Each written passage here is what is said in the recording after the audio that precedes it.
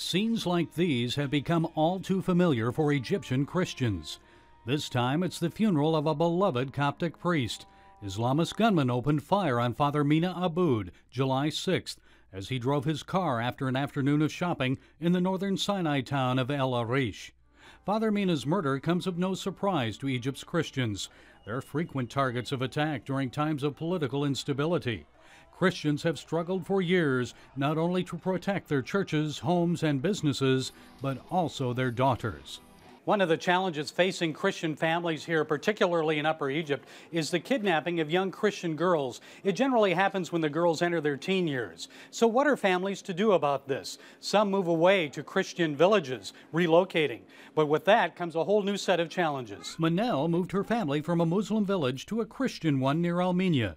She wanted to protect her oldest daughter, Mariam, from abduction and forced conversion.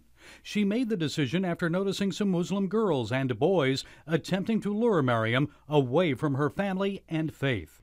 The girls used to tell Mariam, "Come with us, we will give you some money. You are having a hard life." The young boys were sending the young girls to do this.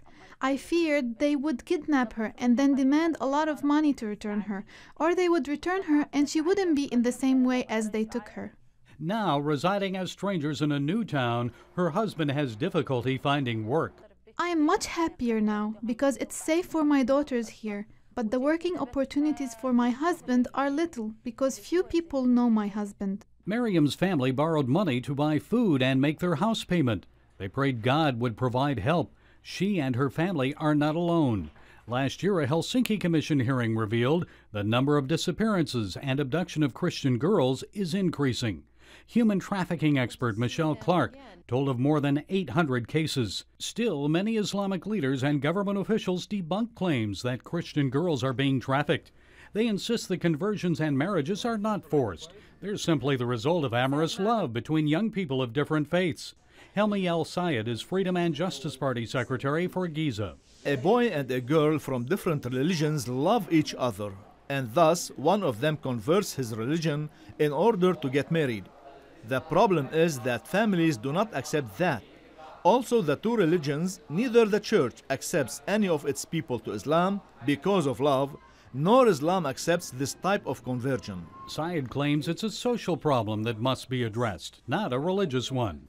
Earlier this year, the Coptic Orthodox Patriarch told me that efforts to prevent trafficking and forced conversions often fail. This is a very sensitive issue for us. We try with the government, with the local authorities. Sometimes we success, but sometimes no success. The Morsi government did little to curtail the trafficking. Political change gives many Egyptian Christians hope. They pray the next government will force police to treat Christian kidnapping complaints seriously. They also want to see the government prosecute the kidnappers.